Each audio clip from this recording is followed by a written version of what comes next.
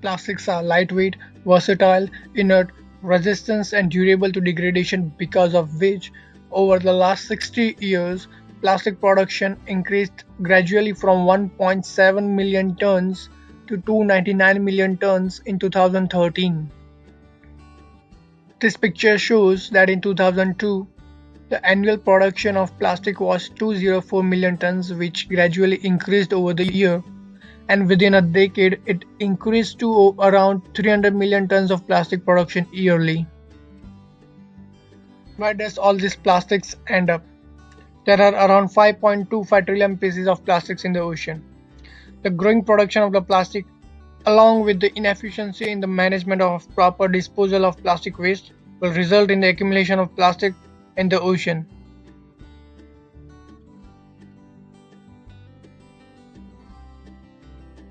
Recently, microplastics has gained attention and interest of many researchers. Microplastics are the tiny synthetic organic polymer particles which are less than 5 millimeters in size. There are two types of microplastics. First is primary microplastics.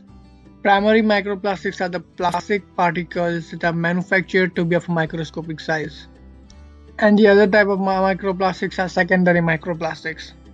Secondary microplastics are the result of the breakdown of large plastic debris present in the sea or on the land. This picture shows the global release of microplastic in the ocean. The passenger transport contributes 29% and the household activities contribute to 48%, which adds up to 77% of the microplastic in the ocean globally. Freight transport and the economic activities contribute 23% of the industrial microplastic in the ocean. The graph shows the global distribution of primary microplastic to the world ocean. Synthetic textile contributes 35% of the microplastic in the ocean, followed by the microplastic that are formed from the abrasion of the tires with 28%, and the city dust contributes to 24%.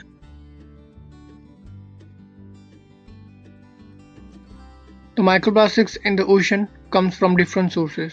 About 80% of the microplastic comes from land-based activities and the 20% comes from ocean-based activities. Synthetic textiles, plastic pellets, tires, road markings, personal care products, and marine coatings are the different sources of microplastics.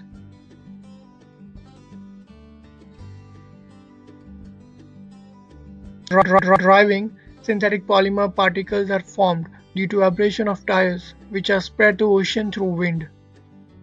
Marine coating is also a source of microplastic. It is made up of several types of plastics that are applied to all the parts of the boats for protection.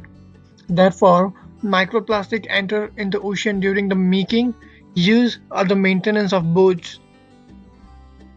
Personal care products like shampoo, body wash, makeup, toothpaste, etc. contains plastic microbeads.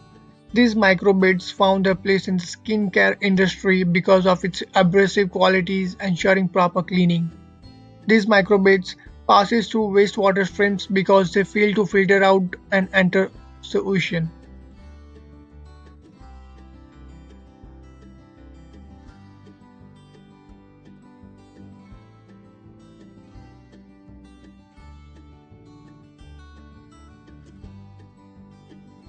Microplastics are created through the shedding and the abrasion of fibers while washing synthetic textile. Fibers are made up of elastane, acrylic, polyethylene, or polyester. These fibers run down the sewage water and end up in the marine environment. These microfibers are more dangerous because of its large surface areas. There's also a little problem, a micro problem that's adding up to one big mess. Every time we wash synthetic fabrics, whether they're made from recycled bottles or brand new materials, super tiny pieces of plastic, called microfibers, wash off and flow down the drain. Up to hundreds of thousands each wash. The older our clothes get, the worse the problem can become. Yikes! These fibers are so tiny, water treatment plants don't catch them all, so they wind up in rivers, lakes, and even the ocean. When they reach the ocean, they act like sponges, sucking up other pollutants around them.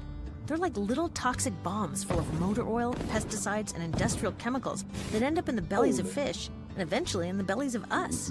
It's gross. It's already estimated there are 1.4 million trillion in our oceans,